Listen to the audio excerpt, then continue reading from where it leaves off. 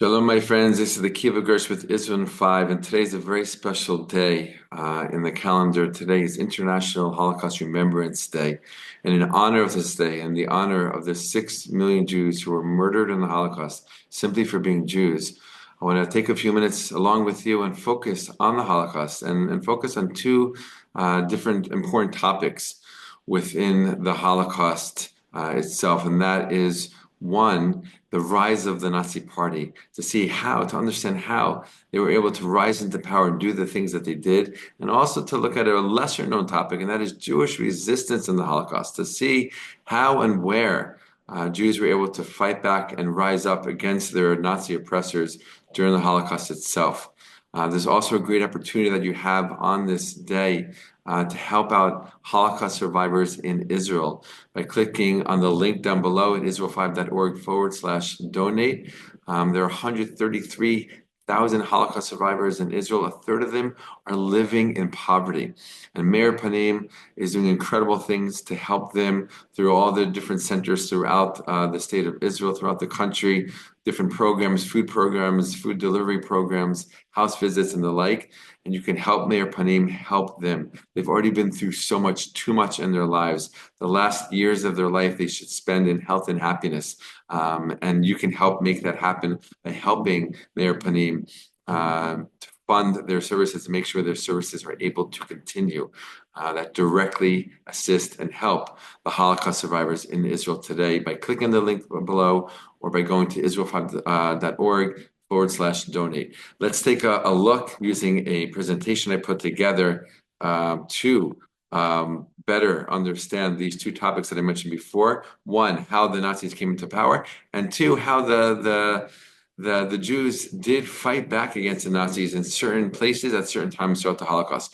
We know the end of World War I really set the ground for World War II, as the Germans were basically made to pay for the war. They were blamed for the war. There were massive reparations put on them, $33 billion in reparations they had to pay to the Allies.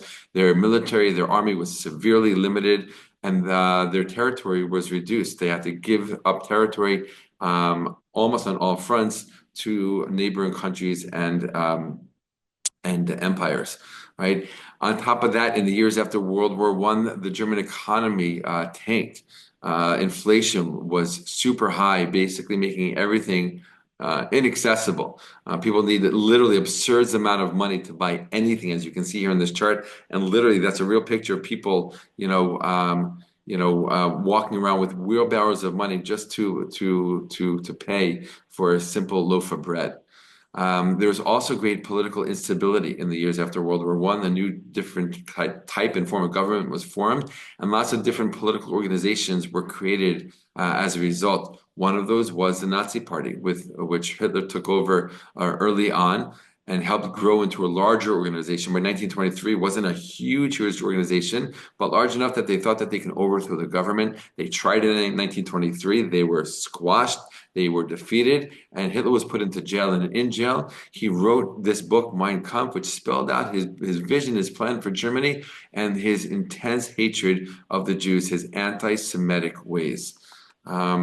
He became more and more popular of a leader through the use of his speeches, of his charisma. People loved him. People looked at him as a savior for Germany, and that's exactly what he wanted to do. He wanted to save Germany. He wanted to restore German pride and strength, which was destroyed after World War I and as a result of the Versailles Treaty. And they became a political organization. After the failed overthrow of the government, they went into politics, and they thought that through the democratic process in Germany, they could take over Germany and bring Germany back to its original strength and pride. And that's exactly what they did. With a very slow start in 1928, they gained more and more votes over the years until 1932, 1933, they gained almost half of the votes in Germany. Okay, but still there was instability in the government. Governments weren't holding, they were collapsing, and that's why they had so many different elections in 1932, 1932, and 1933. And the Nazi Party took advantage of this, and they basically set fire to the Reichstag, which is the German parliament building, and they blamed it on the communists. and they instilled fear in the country, right? As a result, and they said we have an enemy from within. We need to fight this enemy from within, and we need to take drastic and even radical measures right now, temporarily, in order to make sure that this enemy from within doesn't take over and destroy Germany. They used this fear in order to pass something called the Enabling Act, which basically gave complete power to Hitler and his Nazi cabinet.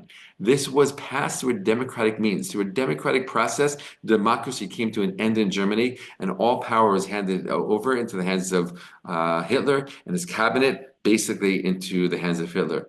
And this strengthened the Nazi Party tremendously. And after that, that was it. They were in total power. They can do whatever they wanted to do.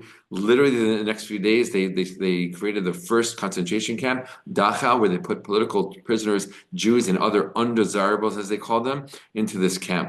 All right. They also started their anti-Semitic campaign by organizing a nationwide boycott against Jewish-owned stores throughout Germany, putting signs up, even Jewish stars on the stores so people would know which ones were owned by the Jews. 2 years later, you had the Nuremberg laws that were passed, which stripped Jews in Germany of their citizenship. They were no longer Germans. They had no rights. They had no laws to protect them. And this opened up the doors for anything and everything to happen to the Jews in Germany. After that, the Nazi Party sought to regain land that they lost as a result of World War I, literally on all borders, including Austria in 1938, which they basically just walked in and took over, right, without any military fight. And that subjugated the hundreds of thousands of Jews living there to the same anti-Semitic measures of the Nazis that they had brought on the Jews in Germany. As a result, the world tried to do something, or so it seemed. America organized a conference in Evian, France in July 1938, inviting delegates from 32 countries to talk about the Jewish crisis, the crisis of the Jewish refugees, over 500,000 of them. Unfortunately, it ended in utter failure, it's a complete embarrassment, because every single delegate basically got up and explained to the other delegates why their country can't help the Jews at all. And the Jews weren't helped at all, and they were basically given a death sentence, right, under the rule of the Germans, right? The Nazis saw this, and just a couple of months later, they continued to do whatever they wanted, and they launched Kristallnacht, a nationwide pogrom against the Jews, destroying Jewish houses, businesses, setting synagogues on fire, destroying them, murdering 91 Jews, and injuring thousands of others. Shortly after that, in the next year, September 1st, 1939, the war begins with the German invasion of Poland. World War II begins, and with that comes the organized Holocaust, right? They took the anti-Semitic measures to a whole nother level, as a result, creating concentration camps and eventually death camps, the final solution throughout Europe and specifically throughout Poland. Right? And we know how the Jews were treated there, living behind barbed wire, forced labor, horrible, deplorable living conditions, sicknesses, illnesses, intense and extreme weather conditions in the winter and the summer, not enough food to eat, not enough water to drink. Right? Jews dying every single day from the sicknesses, from the living conditions, from starvation. Okay. And this is how they were forced to live. Right? This is what they went through.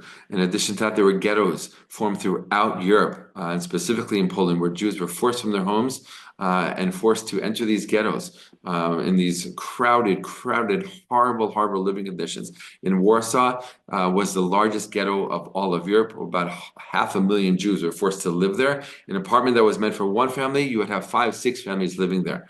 It wasn't sustainable. People died of sickness. People died of starvation, right? They were forced to work as they were in other places throughout German-controlled Europe. It was basically slave labor, right? Jews were forced to be slaves for the German war effort and for the German economy. And on the streets of Warsaw, people were dying every single day as a result of starvation. Okay, it was a horrible, horrible situation. And in light of all of that, there were Jews that fought back. Right, throughout Europe, throughout the ghettos, throughout the camps, there were unbelievable stories of either individuals or small groups of Jews rising up and organizing themselves in resistance against the Nazis. The most famous one of them all, and the largest one of them all, was the Warsaw Ghetto Uprising, organized by 3 young Jews in their young 20s, Mordechai Anilevich, Sivia Lubetkin, and Yitzhak Zuckerman. They organized a revolt against the Germans coming into the Warsaw Ghetto to liquidate the ghetto 2 different times. All right, the Germans were shocked that the Jews had anything to fight with, or they had any strength left in them to fight. And even though many Jews died in those battles, they still they sent a message to the Nazis that the Jews will not go down without a fight. And that was their goal. That was their dream. They didn't believe that they were going to be able to defeat the German army, the Nazi forces, but they weren't going to let them take Jews to their death without the Jews fighting back. And that's exactly what they did. It was an amazing, amazing thing, right? In the end, after the second wave of fighting in April 1943, the Germans literally didn't know what to do. They were literally not able to defeat the Jews after weeks of fighting, and they changed their tactic and they went to burning down the ghetto, basically. They walked street after street after street in the ghetto with flamethrowers and burned down all the buildings, forcing those Jews who were hiding in the buildings to come out. They were deported, sent on trains to their death, usually to Treblinka death camp, and the entire ghetto was destroyed. Right, so people were either killed in these fires or they escaped and then they were taken and they were killed in death camps. There were very, very, very few survivors. A couple of those survivors were two of their organizers, Sivia Lubeck and Yitzhak Zuckerman, who we just saw the picture before. They actually survived the Warsaw Ghetto and they came to Israel and they lived the rest of their days in Israel. An amazing thing. This is the Warsaw Ghetto after the Nazis destroyed it. And we'll end with two last things. This was a monument that was built on the site of the Warsaw Ghetto in Warsaw, Poland after the war by a Jewish sculptor. Had two sides to it, still does, right? Still there. One side shows the sad, horrible, depressing sight of Jews being taken from their lives, right? Taken to their deaths, right? There's a copy of this in Jerusalem at the Yad Vashem Holocaust Memorial Museum. But the other side shows their spiritual strength, right? Through the physical strength of the images, they didn't look like this in the fight. They were like emaciated. They barely had any food to eat. But this is showing their spiritual strength within, which gave them the motivation and the strength to fight the Nazis despite all the odds against them. All right, and we'll end with this, a quote from Mordechai Anilovich, one of the fighters and organizers of the Warsaw Ghetto Uprising. He wrote in the last moments of his life, he wrote, "It is impossible to put into words what we have been through. One thing is clear, what happened exceeded our boldest dreams. The Germans ran twice from the ghetto. One of our companies held up for 40 minutes, and another for more than 6 hours. I feel like great things are happening, and what we dare to do is of great, enormous importance. The dream of my life has risen to become fact. Self-defense in the ghetto will have become a reality. Jewish armed resistance and revenge are facts. I've been a witness to the magnificent, heroic fighting of Jewish men in battle." An amazing, amazing story. Right? Such an important part of the greater story of the Holocaust is this story, these stories of Jewish resistance in the Holocaust. And with that, we remember on this day today, Holocaust Remembrance Day, International Holocaust Remembrance Day. We remember the 6 million Jews who were killed, murdered just for being Jews. And we also remember the Holocaust survivors, specifically the Holocaust survivors still alive today in Israel, 133,000 of them, right? And a third of those living in poverty. And it's up to us, right, to really help them. They've already been through so much, too much in their lives, and we can make a difference in their lives, right? Specifically through helping Meir Panim, who is directly helping them with food and various services through their different chapters, their branches throughout the country, and all of their different programs that directly help Holocaust survivors in Israel. You can click on the link below. You can go to israel5.org/donate. You can see all about it. You can click on the links there, make a donation. Know that your help, your financial help, your donation will go directly to helping Holocaust survivors living in Israel today. Imagine the hell that they went through. Imagine the nightmares that they've lived with ever since the end of the Holocaust, right? They rebuilt their lives. They created families. They brought kids, grandchildren, great-grandchildren into the world. They're living the last years of their life, right? And some of them are suffering still with medical bills that they can't pay, food bills that they can't cover. Right? And Meir Panim is doing so much to help them out, but Meir Panim can only do this if we help them. Right? So here's your chance, my friends, today to really help out Meir Panim and their assistance of Holocaust survivors living in poverty in Israel, right? By clicking on the link in the description of this video below, or by going to israel5.org/donate. You can make a huge difference in the lives of these Holocaust survivors. We owe it to them, right? They've been in and through hell. Right, and again, have been reliving that hell through the nightmares that they've experienced over the years. Okay, we can bless them. We can give them an amazing gift of the last years of their life living, right, with financial security, with medical health and strength. Right? We can do it. We can help Meir Panim do that through their services and their programs that they provide to them. So click on the link below, my friends. Help them out. Make a difference. Specifically on this day, International Holocaust Remembrance Day, we can make a real big difference, right? And give them such a blessing in their lives today. Thank you so much, my friends. All the best and be well.